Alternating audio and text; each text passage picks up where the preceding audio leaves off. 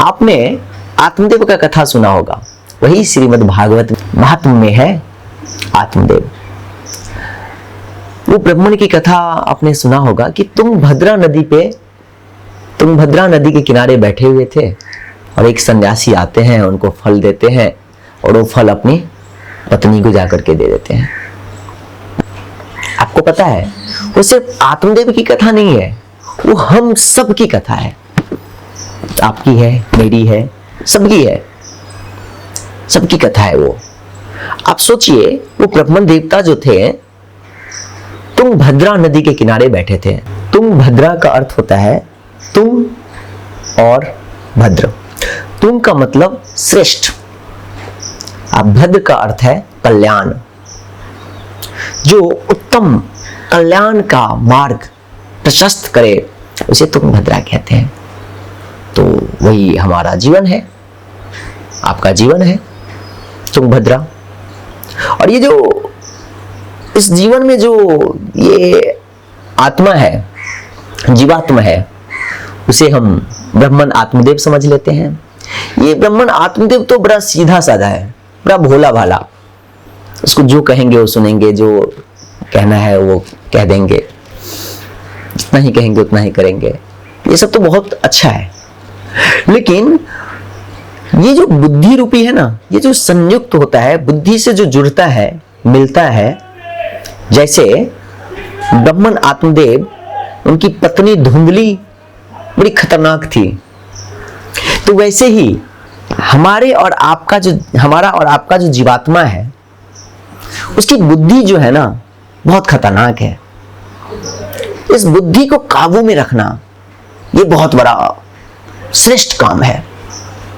याद कीजिए वो ब्राह्मण देव आत्मदेव तुंगभद्रा नदी के किनारे बैठ करके रो रहे थे। तो एक संत आते हैं और संत आकर के उनसे पूछते हैं कि भैया क्या हुआ तुम्हें? तो कहानी कहते हैं कि मुझे मेरे घर में कोई संतान नहीं है, इसकी वजह से मैं रो रहा हूं। कथा तो बहुत लंबी है। तो ब्राह्मण देवता क्या कहते हैं कि तुम्हारे ललाट में मैंने संतान नहीं देखा है, फिर भी कहते हैं नहीं मुझे संतान तो चाहिए। वो जिद कर लेते हैं, हट कर देते हैं। तो ब्राह्मण देव को वो संत महात्मा जो है एक फल दे देते हैं और कहते हैं कि तुम अपनी पत्नी को खिला देना। वो फल लेकर के आ जाते हैं घर पे और ब्राह्मण देवता जो है अपनी पत्नी, धर्म पत्नी धुंधली को दे देते हैं कि तुम ये फल खा लेना। अब क्या होता है, ये धुंधली को फल सिर्फ दे देते हैं। फल देने से क्या हुआ, धुंधकारी उत्पन्न हो गया और इधर गोकर्ण उत्पन्न हो गया। गोकर्ण कौन सा? गाय का पुत्र। धुंधकारी कौन? वही धुंधली की बहन की जो बेटा था। ब्राह्मण देवता को यही पता है कि मेरा ही बेटा है। ये धुंधकारी क्यों उत्पन्न हो गया? संत ने फल दिया, फिर ये धुंधकारी क्यों? अब यहां पे ब्राह्मण देवता ने गलती क्या कर दिया? ब्राह्मण देवता ने गलती कर दिया कि फल जो है ना अपनी पत्नी को सिर्फ कह दिया कि खा लेना। बात यहां पे यही आ जाती है पॉइंट। हम आप जो हैं समाज में सत्संग करते हैं, श्रीमद् भागवत कथा में बैठते हैं, रामायण कथा में बैठते हैं, बड़े बड़े संतों से मिलते हैं, बड़े से बड़े ट्रेनिंग ले लेते हैं। बिजनेस का ट्रेनिंग हो, डिजिटल ट्रेनिंग हो, बहुत तरह की ट्रेनिंग हो, मोटिवेशनल ट्रेनिंग हो। वहां पे हमने ट्रेनिंग ले लिया, हमने सत्संग में बैठ गया, लेकिन वहां के जो संत हमें कहते हैं, वहां पे जो हमें हमारे ट्रेनर हमें कहते हैं, वो सिर्फ हम सुन लेते हैं।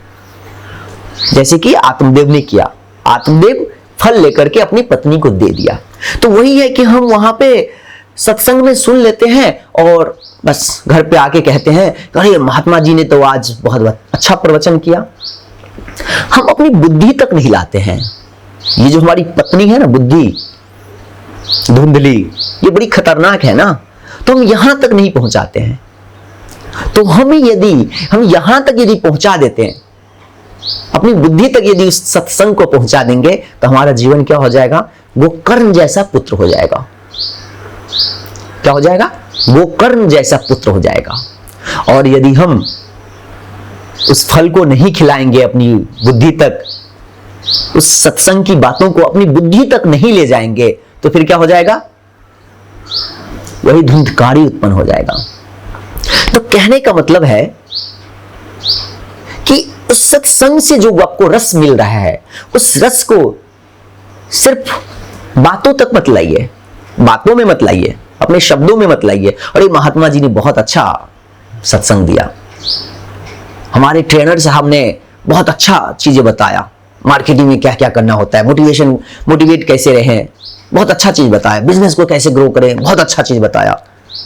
नहीं, उसके रहस्य को अपनी बुद्धि तक जोड़ दीजिए, अपनी बुद्धि से ज्वाइंट कर दीजिए। और जब आप बुद्धि से ज्वाइंट करेंगे तो वो कर्ण उत्पन्न होगा। लेकिन एक चीज है यहां पे, वो आत्मदेव जो है उस संत से मिलते हैं। जब संत से मिलते हैं, एटलीस्ट मिलते हैं, तो उन्हें फल मिला।